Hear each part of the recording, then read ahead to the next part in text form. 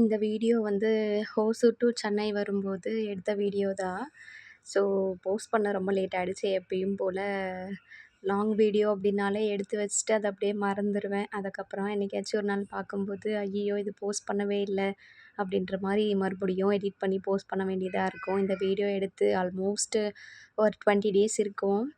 So அன்னைக்கு morning தான் வந்து சென்னை சில்க்ஸ் கிளம்பியிருந்தோம். பெரியம்மாக்கும், அம்மாக்கும் ஒரு சாரீ எடுத்துட்டு வரலாம் அப்படின்னு சொல்லிட்டு. ஸோ அங்கே போயிட்டு ஜஸ்ட் ஃபேன்சி சாரீஸ் தான் ஃபஸ்ட்டு பார்த்தேன். பட் அவங்க எப்படியும் ஃப்ரீ ஃப்ளீட்லாம் விட்டு வேர் பண்ண மாட்டாங்க. எப்பயும் போல தான் வேர் பண்ணுவாங்க அப்படின்னு சொல்லிட்டு, சிம்பிளாக காட்டனில் எடுத்தா கூட ரெகுலராக யூஸ் பண்ணுவாங்க. பட்டு புடவ மாரி எடுத்தா அக்கேஷனலி தான் யூஸ் பண்ணுவாங்கன்னு சொல்லிட்டு, ஃபஸ்ட்டு நார்மலாக காட்டன் சாரீஸ் தான் பார்த்துட்ருந்தேன். ஸோ இந்த மாரி நிறைய சாரீஸ்லாம் அங்கே டிஸ்ப்ளே பண்ணியிருந்தாங்க. வீக்லி ஒன்ஸ் இது வந்து கலெக்ஷன் சேஞ்ச் பண்ணுவாங்கன்ற மாரி தான் சொன்னாங்க. பட் எனக்கு தெரில.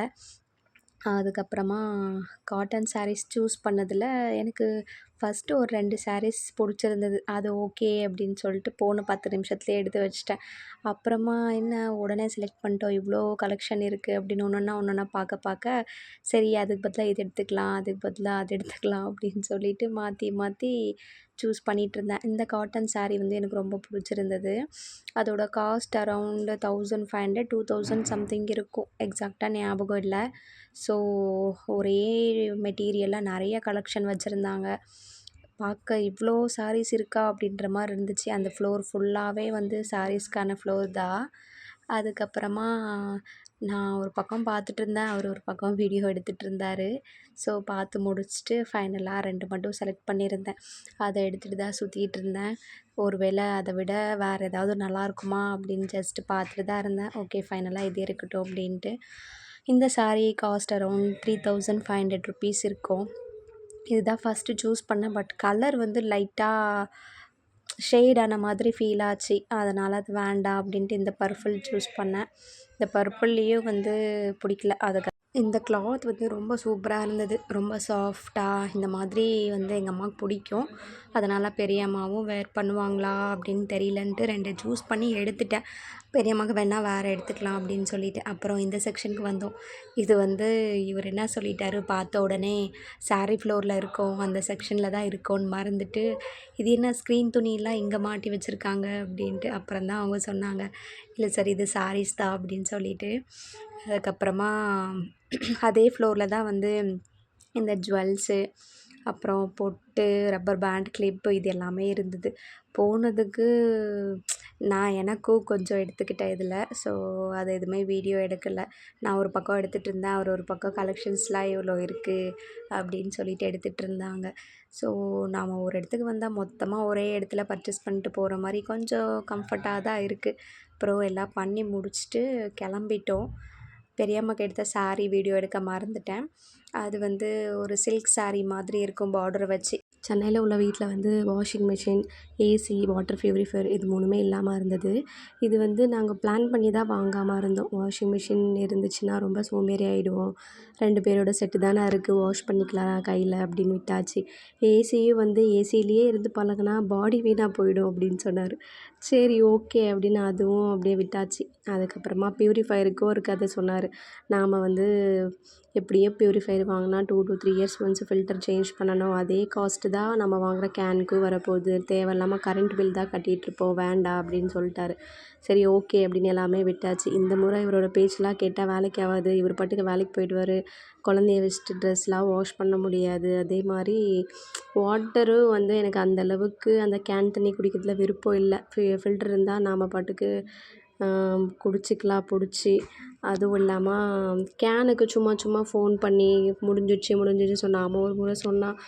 அவங்க எப்பயோ இஷ்டத்துக்கு கொண்டு வந்து போடுவாங்க. அது கொஞ்சம் அன்கம்ஃபர்ட்டாக இருந்துச்சு. வாங்கிடலாம் அப்படின்னு சொல்லிட்டு தான் பிளான் பண்ணி வாங்கியிருந்தோம். நான் கன்சீவாக இருக்கும்போது பயங்கர ஹாட்டாக இருந்துச்சு. நான் ஏப்ரல், மேல வந்து சென்னையில் இருந்தேன். டாலரேட்டே பண்ண முடியல. அந்தளவுக்கு வந்து கிளைமேட் வந்து ரொம்ப ஹாட்டாக இருந்தது. ஸோ குழந்த இருக்கிறதுனால ஏசியும் வாங்கிடலாம் அப்படின்னு சொல்லிட்டு அவன் மேலே எல்லா பழியும் போட்டு வாங்கியாச்சு. ரெயின்போக்கு தான் போயிருந்தோம். அங்கே ரிலேட்டிவ் ஒருத்தவங்க ஒர்க் பண்ணுறாங்கன்றதுனால கலெக்ஷன்ஸ் நிறையா இருந்துச்சு. அதுக்கப்புறம் நான் சும்மா சோஃபாலெல்லாம் ரெக்லைனர் கேட்டிருந்தோம். அது வந்து 1,50,000 சம்திங் சொன்னாங்க.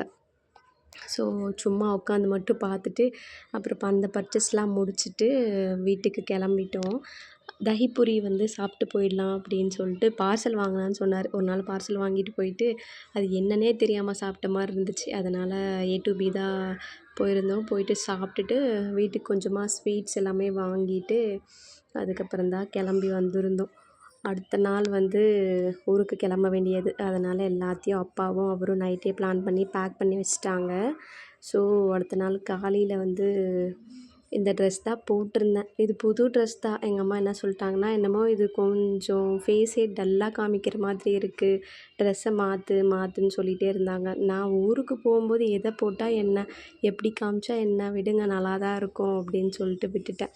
அதுக்கப்புறமா சரின்னு சொல்லிட்டு சாமியெல்லாம் கும்பிட்டு முடிச்சுட்டு காருக்கும் அப்படியே பூஜை பண்ணிடலாம் அப்படின்னு சொல்லிட்டு பூஜை பண்ணிகிட்ருந்தோம்.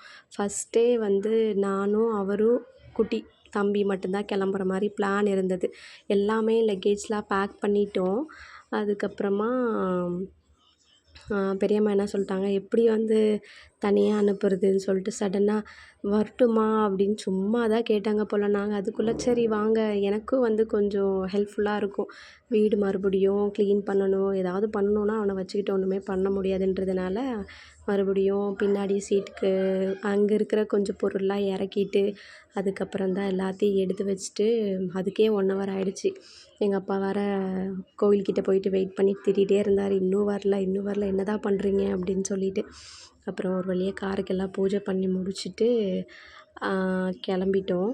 எனக்கு பெருசாக ஹோம் சிக்லாம் கிடையாது. நான் வந்து மோஸ்ட்லி காலேஜ், ஸ்கூலிங் எல்லாமே வெளியிலேயே படித்தேன். ஒரு 3 மந்த்ஸ் 4 மந்த்ஸ் ஒன்ஸ் வருவேன். 4 to 5 டேஸ் இருந்துட்டு மறுபடியும் கிளம்பிடுவேன். எங்கள் அம்மா சொன்ன மாதிரி அந்த ட்ரெஸ்ஸு பிரைட்டாகவே இல்லை, வேறு ட்ரெஸ்ஸு மாற்றுன்னு கடைசிக்கு சிஸ்டரோட வீட்டுக்காரர்கிட்ட சொல்லி அவர் புது ட்ரெஸ் போய் வாங்கிட்டு வந்தார். அந்த ட்ரெஸ்ஸும் பிரைட்டாக இருக்கணும், கலர்ஃபுல்லாக இருக்கணும்லாம் சொல்லி இதுதான் வாங்கிட்டு வந்திருந்தாரு. ரொம்ப கம்ஃபர்ட்டாக சூப்பராக இருந்துச்சு. அவங்க சொன்ன மாதிரி ஃபேஸும் பிரைட்டாக காமிச்சது. என்ன தான் பிரைட்டாக காமிச்சாலும் ஹோம் சிக் இல்லாமல் இருந்தாலுமே மனசுன்னு ஒன்று இருக்குல்ல. நம்ம கூட எத்தனை பேர் இருந்தாலும், எவ்வளோ பேர் ஹெல்ப்ஃபுல்லாக பார்த்துக்கிட்டாலும் குழந்தைய, நம்மளுக்கு ஹெல்ப் பண்ணாலும் அம்மா வீடு மாதிரி வருமா அப்படின்ற ஒரே ஃபீலிங் தான் எனக்கு. கிளம்பும் போதெல்லாம் ஒன்றும் தெரில. சரி நான் பாட்டுக்கு கிளம்பிட்டேன். பெரியம்மா இருக்காங்க, சரி மாமியார் வருவாங்க பார்த்துப்பாங்க, பார்த்துக்கலாம் அப்படின்னு சொல்லிட்டு. அப்புறம் கொஞ்சம் தூரம் போக போக மனசே கேட்கல. ஏதோ நானும் ஃபீலிங்குள்ளேயே இருந்தேன். இவனும் அதே மாதிரி தான் பண்ணான். ஒரே சோகத்தில் சிரிக்கவே இல்லை, கலகலன்னு பிரைட்டாகவே இல்லை. அப்படியே அமைதியாக சோகமாக இருந்தேன். என் வீட்டுக்காரர்கிட்ட பாரு, என் வீட்டை விட்டுட்டு வர்றதுனால எப்படி இருக்கான் அப்படின்னு சொன்னது சார் வந்து அக்செப்ட் பண்ணவே முடியல. நம்ம வீட்டுக்கு போகலான்டா, இனிமேல் அதான்டா நம்ம வீடு, நாம் 4 பேர் மட்டும்தான்டா, எல்லோரும் நடுவில் வருவாங்க போவாங்க அப்படின்னு கதையெல்லாம் விட்டுட்ருந்தாரு. சரி அவர் என்னமோ சொல்லிட்டு போகிறாரு அப்படின்னு சொல்லிட்டு விட்டுட்டு நாங்கள் பாட்டுக்கு கிளம்பிட்டோம். கிளம்பவே முடில. எங்கள் அப்பா வந்து பார்த்ததும் எங்கள் அப்பா ஒரே காண்டில் இருந்தார். மூஞ்சிலேயே தெரியுது அந்த காண்டு. சரி இறங்கி வாங்க அப்படின்ட்டு பக்கத்து வீட்டில் ஆண்டி அவங்களாம் பார்க்கணுன்னு சொன்னாங்க. அதனால் கொஞ்ச நேரம் கடைக்கிட்ட அண்ணா கடைக்கிட்ட நிறுத்திட்டு எல்லார்கிட்டேயும் சொல்லிட்டு கிளம்பிட்டோம். நாங்கள் கிளம்பும்போது கிளைமேட் ரொம்ப சூப்பராக இருந்துச்சு. எக்ஸ்பெக்ட் பண்ணவே இல்லை. அப்படியே ஸ்லோவாக எம்டி ரோடாக இருந்த மாதிரி இருந்துச்சு. பெருசாக வண்டியெல்லாம் எதுவும் கிடையாது. நாங்கள் சண்டே கிளம்புனதுனால. அதுக்கப்புறமா போயிட்டு இன் பிட்வீனில் எங்கேயாச்சும் நிறுத்தி சாப்பிடலாம் அப்படின்னு பார்த்தோம். வந்து எங்கள் பெரியம்மா கிட்ட கொஞ்ச நேரம் தான் இருந்தாள். அப்புறம் என்கிட்டயே தான் இருந்தாள். சரி ஓகே அவனை வச்சுக்கிட்டு அப்படியே சாப்பிட்றலாம் அப்படின்னு சொல்லிட்டு பெட்ரோல் பங்க் கிட்ட நிறுத்திட்டு ஃப்ரெஷ்அப் ஆகிட்டு கார்லேயே உட்காந்து சாப்பிட்டுட்டு மறுபடியும் கிளம்பிட்டோம். வீட்டுக்கு வந்து ஒரு 8 o'clock போயிடலாம் அப்படின்னு தான் பிளான் பண்ணியிருந்தோம். பட் ரொம்ப லேட் ஆகிடுச்சு நாங்கள் போகவே. இந்த சென்னை பக்கம் வர வர பயங்கரமாக டிராஃபிக் ஆகிடுச்சு. நாங்கள் அவ்வளோ தூரத்துலேருந்து வந்தது பெருசாக தெரில. இந்த 1 hour வந்தது எங்களுக்கு என்னமோ 10 மணி நேரம் ட்ராவல் பண்ண மாதிரி ஃபீல் ஆகிடுச்சு. அந்தளவுக்கு சென்னையில் டிராஃபிக் இருந்துச்சு. ஸோ ஃபைனலாக 6 மாதம் கழிச்சு கோட்ரஸ்க்கு வந்துட்டோம். ஸோ இதெல்லாம் பார்க்கும்போது மறுபடியும் அதே இடத்துக்கு வந்துட்டோமா, சரி வேறு வழி இல்லை, இங்கே தான் இருந்தாகணும் அப்படின்னு சொல்லிட்டு மனசை கொஞ்சம் ஆறுதல் படுத்திக்கிட்டு இவனோட பெரியம்மாவும் சித்தியும் தான் வந்திருந்தாங்க. பேருக்கு தான் பெரியம்மா சித்தின்னு சொல்லிக்க வேண்டியது. வந்து உடனே நாங்கள் பார்க்குறோம், பிறந்தப்பயே பார்க்குறோம்லாம் கதை விட்டாங்க. ஒரு ஆள் கூட எட்டி பார்க்க கிடையாது. இந்த நாள் அன்னைக்கு வரோன்னு சொன்னதும் 2 பேரும் எங்களுக்கு முன்னாடி வந்துட்டு வெயிட் பண்ணிவிட்டு எங்கே வரீங்க எங்கே வரீங்கன்னு ஃபோன் பண்ணிகிட்டே இருந்தாங்க. ஒர்க் முடிச்சுட்டு அப்படியே வந்துட்டாங்க. மறுபடியும் ஒர்க் கண்டினியூ பண்ணணும் அப்படின்னு சொல்லிட்டு வந்து அவங்களோட மகனுக்கு ஆரத்தி எல்லாம் எடுத்துட்டு கொஞ்ச நேரம் கொஞ்சிட்டு அதுக்கப்புறமா விட்டுட்டு போயிருந்தாங்க. என் வீடு வந்த உடனே இப்படி தான் இருந்தது. எப்படி இருக்குன்னு மட்டும் பார்த்துக்கோங்க. இதை க்ளீன் பண்ண எத்தனை நாள் ஆகும் அப்படின்னு நீங்களே கமெண்ட்டில் சொல்லுங்கள். நான் எத்தனை நாள் கழிச்சு க்ளீன் பண்ணேன் அப்படின்றதையும் சொல்கிறேன். இது பார்க்க என்னமோ இப்படி தான் இருக்குது. நான் நினச்சேன் சரி ஒரு 2 to 3 டேஸில் எல்லாத்தையும் கிளியர் பண்ணி அந்த பாக்ஸ்லாம் பிரித்து ஓரமாக அடுக்கிட்டு அதுக்கப்புறம் ஒரு ஷெல்ஃபை எம்ப்டி பண்ணி அது ஃபுல்லாக அடுக்கிடலாம், நான் கரெக்டாக இருக்கும் அப்படின்ட்டு. ஒரு நல்ல விஷயம் என்னென்னா இவனுக்கு அந்த ஊஞ்சல் போட ஊக்கு இல்லை அப்படின்னு இவர் சொல்லிட்டாரு. நான் எல்லாத்தையும் தேடி பார்க்குறதுக்குள்ளே எப்படியோ இருந்துச்சு. எப்படியோ அவனை ஃபஸ்ட்டு தூங்க வச்சுட்டு நைட்டு ஆரம்பிச்சது தான்.